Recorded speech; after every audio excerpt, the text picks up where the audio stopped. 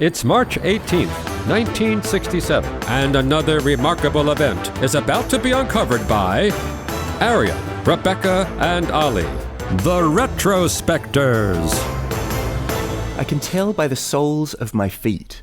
This casual comment made by a man who was losing his sight to his friend the inventor Seiichi Miyake is said to have been the inspiration for Tenji blocks, those small raised shapes you often find on the edge of train platforms or curbs, which were introduced in Okayama City today in history in 1967. Yes, the first 230 blocks were laid on this day at the street crossing in front of the Okayama School for the blind, a good place to put them.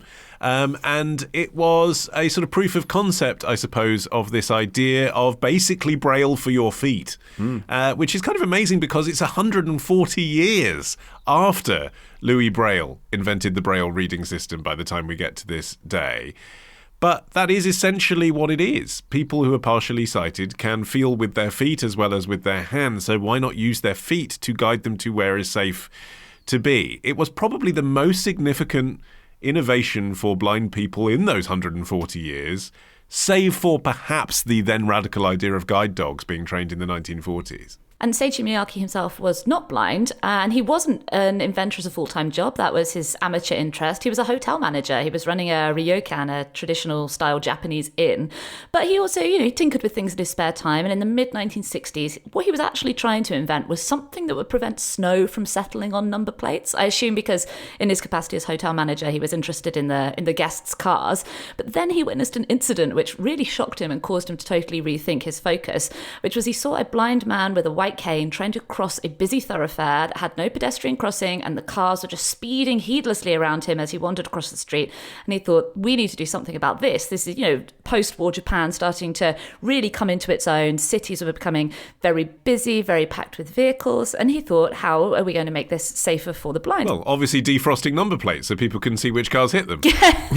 Right. You should have stuck with it. And well, luckily, as you mentioned up top, he had a friend, Hideyuki Iwahashi, who was losing his sight due to detached retinas. And actually, Hideyuki's father, Takeo, had the same condition, and he had founded Japan's first ever organization for the blind, the Nippon Lighthouse, in the 1920s.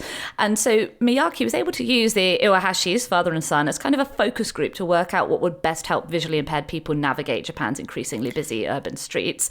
And Hideyuki said he could feel different textures of ground under the soles of his shoes, and this made Miyake think of Braille, which the Japanese form of Braille is called Tenji, hence the Tenji block. So he started working with his younger brother Saburo to design a system of paving blocks using raised dots to aid visually impaired pedestrians. Yeah, and despite its genius, its obvious immediate application, his idea originally wasn't picked up, and he had to invest his own money to donate Tenji blocks to local government and then follow up to tout their usefulness. But in the first couple of years, he didn't receive any orders at all. The tide only started to turn in 1970 when the blocks were installed in roads and stations in big cities that had undergone urban development like Tokyo and Osaka, and the blocks then gradually began to spread nationwide. But Miyake himself was quite unwell by the time his idea really began rolling out, and he actually died in 1982 before managing to see his idea get rolled out worldwide the way it has been. Yeah, I mean, it wasn't until the 90s that I saw these in the UK. But he did get to see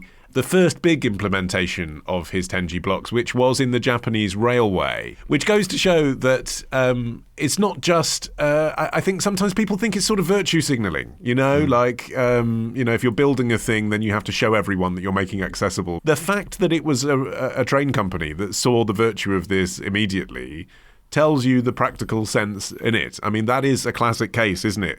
Where someone who's even partially sighted, so might be able to see well enough to get to the platform, might not see where the platform edge is, and that might be a life or death decision. And from that point of view, it's just such a great accomplishment in the history of accessibility, isn't it? Because it's not a significantly greater cost than laying the tiles on the train platform anyway. You're doing that anyway. If you compare it to the cost of an elevator, which might cost £1 million extra to burrow out the hole so that you can do it, this is just some more expensive floor tiles, but it makes it a place that's suddenly safe for your customers. Yeah, it's appealing to that commercial interest first because, you know, in the example that inspired Miyake, seeing a blind man trying to cross the road, it could easily have been dismissed at the time of, well, he should have crossed more carefully, he should have asked somebody to help him, you know, that's nobody's fault, that's just something that's just happened. Whereas when you're talking about a rail station, of course the train company doesn't want to be associated with the story about, you know, this poor person who fell off the platform and was hit by a train. The negative publicity is one of the things that would inspire companies to be the pioneers of adopting this technology rather than city planners. But by the time the Tenji blocks had become a feature of Japan's national rail, you know, urban design was starting to incorporate tactile pavement into developments as well. Tokyo was the first city to adopt Tenji blocks as kind of a default feature of new developments in 1972, which represented a huge positive shift in accessible architecture because it's much more effective if developments are being designed with inclusivity in mind from the start rather than having to retrofit existing spaces with accessibility features that might not quite work. If you can start from the beginning knowing that this is where we're going to put them, this is how we're going to lay out the design, that's much more effective for the end user. But this period where Tenji blocks were suddenly being embraced and rapidly implemented did lead to one downside, which is that the designs weren't standardized, which meant that different cities or property developers could come up with their own variations, which of course was confusing and also potentially dangerous to blind travelers who might arrive in a new city to find a totally alien landscape underfoot. Yeah. Can you imagine, like, trying to think of an analogy of what that would be like if you could see? That would be like suddenly getting to a town centre and they've decided to just put a staircase next to the road that doesn't go anywhere. Do you know what I mean? Yeah. Like, you know, you're feeling a particular thing and think, oh, I'm at the edge of the road, and actually you're not. You're walking down a hill. That must just be so confusing.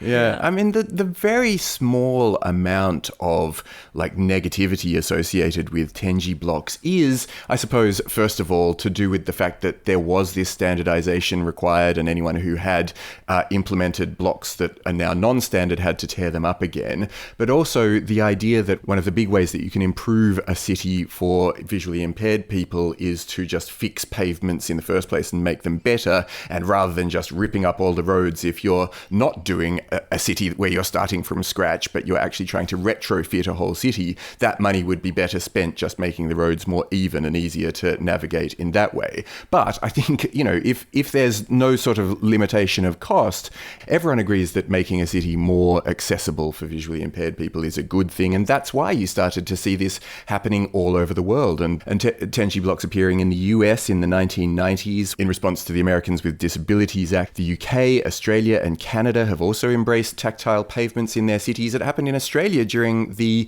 2000 Olympics in Sydney, actually, where the city just had suddenly this enormous amount of cash to splash and was anticipating lots of visitors. It seems as though they've always been with us. Yeah. It's like trying to imagine a road without cat's eyes, isn't it? You know, those were an invention too. There were roads without them for a while, and then they were just so obviously a good idea that they went everywhere.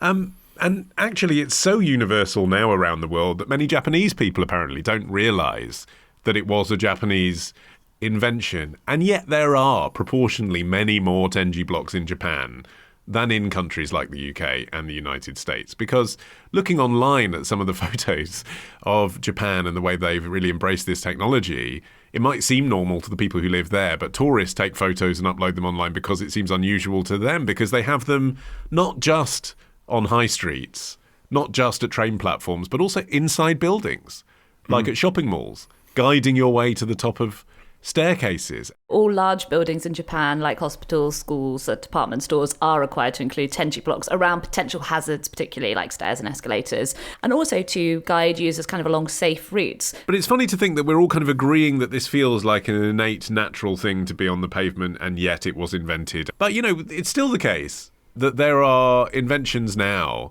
for partially sighted and visually impaired people that have yet to catch on and also seem kind of obvious. But the point is that it obviously just involves investment, doesn't it, for everyone to agree. And unless it's standardized, then it doesn't make things more accessible. It can make things in the short term more confusing.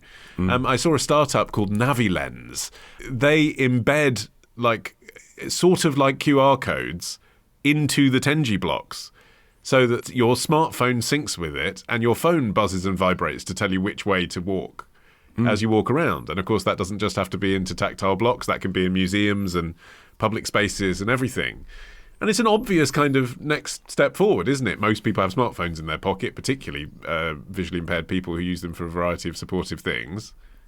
But until you have it everywhere, if you can't know that it's there, then you're just randomly pointing your phone at things that might not be there. I can't believe we have this and we still haven't cracked stopping snow building up on number plates. Subscribe on Apple Podcasts or Patreon to hear bonus material from Arion, Rebecca, and Olly, the Retrospectors.